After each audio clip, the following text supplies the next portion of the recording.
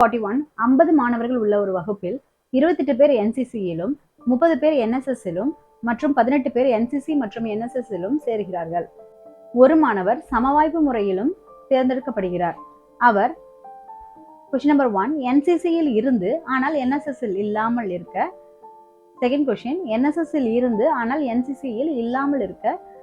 Third question ஒன்றில் மட்டும் சேர்ந்து இருப்பதற்கான நிகழ்தகவுகளை காண்க. தீர்வு பாருங்க. தட் இஸ் இப்போ மொத்த மாணவர்கள் எண்ணிக்கை என்ன தெரியுது? That is n of s. Sample space எவ்வளோ? 50 பேர் இருக்காங்க. ஓகே, நெக்ஸ்ட் இதில் ஏ அப்படிங்கிறத நம்ம என்ன எடுத்துக்கிறோம் அப்படின்னா தட் இஸ் என்சிசியில் இருக்கிறவங்க. ஸோ என்சிசியில் உள்ள மாணவர்கள். எனவே n of a சமம் 28. ஓகே, அப்போ ஏவினுடைய நிகழ்தகவு அதாவது ப்ராபபிலிட்டி ஆஃப் ஏ அப்படின்னா என்ன சொல்லுவோம்? n of a divided by n of s, அதாவது 28/50. நெக்ஸ்ட் இப்போ பி அப்படிங்கிறது என்எஸ்எஸ்ஸில் இருக்கக்கூடிய மாணவர்கள். அப்போ அது எவ்வளோ கவுண்டிங் இருக்காங்க? தட் இஸ் 30 பேர். அப்போ n of b சமம் 30 போட்டாச்சு. அப்போ பியின் நிகழ்தகவு என்னது? Probability of b is equal to n of b by n of s is equal to 30/50. இதெல்லாம் அப்படியே வச்சுக்கோங்க, அடிச்சு போட வேண்டாம், ஏன்னா நம்ம பின்னாடி அதை யூஸ் பண்ணுவோம். இப்போ a intersection b that is NCC மற்றும், இங்கே தனியாக நான் எழுதியிருக்கேன் பாருங்க, மற்றும். கட்டாயமாக இது வந்து நம்ம யோசிக்கணும், ஏன்னா மற்றும் அப்படிங்கும்போது இன்டர்செக்ஷனை தான் கொடுக்கும். ஓகே, என்எஸ்எஸ் மாணவர்கள். ஸோ இன்டர்செக்ஷன் பி அப்படிங்கிறது என்சிசி மற்றும் என்எஸ்எஸ் ரெண்டுலையுமே இருக்கக்கூடியவங்களாக இருக்கணும். அவங்க யாரா இருப்பாங்கன்னா n of a intersection b is equal to 18. Okay, அப்போ a இன்டர்செக்ஷன் b இனுடைய நிகழ்தகவு என்னது? p of a intersection b is equal to n of a intersection b by n of s, that is 18/50. First question என்னன்னு கொடுத்துருக்காங்க? That is என்சிசியில் இருந்து, அவங்க என்சிசியில் இருக்கணும் ஆனால் என்எஸ்எஸ்ஸில் இல்லாமல் இருக்க. அப்போ என்ன அர்த்தம்? ஸோ ஏல இருக்கணும், பியில் இருக்கக்கூடாதுங்கிறதுனால தான் பி பார்னு போட்டுக்கிட்டேன்.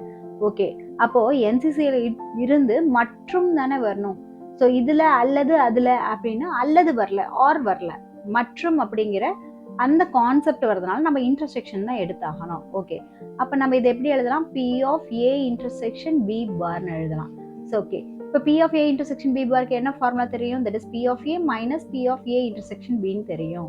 ஓகே, அப்போ நம்மளுக்கு P of A நம்ம முன்னாடியே கண்டுபிடிச்சி வச்சிருக்கோம் இல்லையா? இந்த இடத்துல பாருங்க 28/50ன்னு கண்டுபிடிச்சி வச்சிருக்கோம் இல்லையா? அதை நம்ம இங்கே எழுதிக்கலாம். நெக்ஸ்ட் A intersection B என்ன கண்டுபிடிச்சி வச்சிருக்கோம்? 18/50. அதை நம்ம இங்கே போட்டுக்கலாம். ரெண்டையும் இப்போ நம்ம கழிக்கலாம். ஓகே, ரெண்டுலேயுமே 50 காமனாக இருக்குது. ஸோ எடுத்துக்கோங்க. 28ல் 18 போயிடுச்சுன்னா நமக்கு ஆன்சர் 10/50. ஸோ இதை அடிச்சு போட்டால் 1/5 வருது. கொஸ்டின் நம்பர் 2 என்ன சொல்றாங்க? என்எஸ்எஸ்ல இருக்கணும் ஆனா என்சிசில இல்லாம இருக்கணும். தட் இஸ் என்எஸ்எஸ்ல மட்டும்தான் இருக்கணும், அப்படித்தானே? அப்ப பில இருக்கணும், ஏல இருக்கக்கூடாது.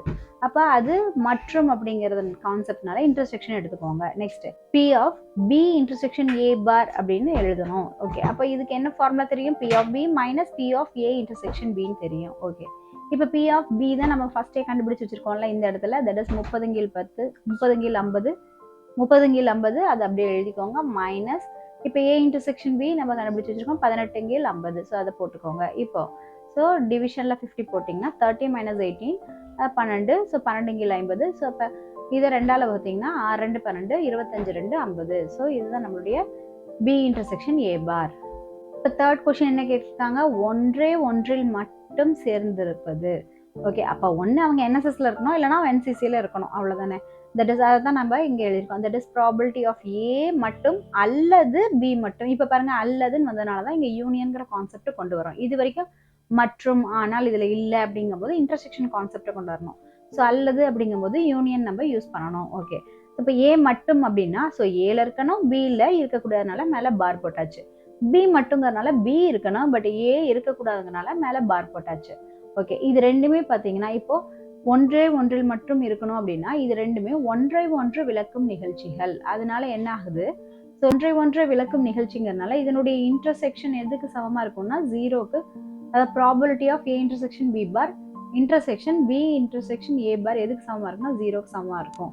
ஓகே, அப்போ இப்போ இந்த யூனியன் நம்ம பார்க்கணும்னா யூனியனுடைய ஃபார்முலா நமக்கு தெரியும். தட் இஸ் என்னது? So P of A intersection B bar union B intersection A bar equal to first நம்ம என்ன எழுதிக்கணும்? That is P of A intersection B bar plus P of B intersection A bar மைனஸ்ல வந்து இது வந்திருக்கும், இந்த இடத்துல போட்டோம்ல இது வந்திருக்கும். ஆனால் இது 0 தரதுனால நம்ம இதை இங்கே போட தேவையில்லை. ஏன்னா இந்த இடத்துல இது ஒன்றை ஒன்று விளக்கும் நிகழ்ச்சிகளால இது ரெண்டை மட்டும் கூட்டினா நமக்கு போதும், ஆன்சர் கிடைச்சிரும். ஓகே, ஏ இன்டர்செக்ஷன் பி பார் தான் நம்ம இங்கே முன்னாடியே கண்டுபிடிச்சு வச்சிருக்கோம் அல்லவா? என்ன கண்டுபிடிச்சு வச்சிருக்கோம்? தட் இஸ் இங்கே. ஸோ 1/5. ஸோ அதுதான் நம்ம இங்கே போட்டுக்கிறோம். நெக்ஸ்ட் இங்கே பார்த்தீங்கன்னா இது 6/25. ஸோ அதையும் நம்ம போட்டுக்கிறோம். இதுக்கு எல்சிஎம். ஓகே, இப்போ நீங்கள் இதுக்கு எல்சிஎம் எடுங்க. ஸோ 25 தான் எல்சிஎம். ஓகே, எல்சிஎம் எடுத்திங்கன்னா இது எப்போ 25 மாறும்? 5ஆல் பெருக்கும்போது. அப்போ மேலேயும் நம்ம 5ஆல் பெருக்கணும். ஓகே, அப்போ ஒரு 5 5 + 6/25. ஸோ 5 6 கூட்டினீங்கன்னா 11. ஸோ 11 × 25. இதுதான் நம்மளுடைய தேர்ட் கொஸ்டினுக்கான ஆன்சர்.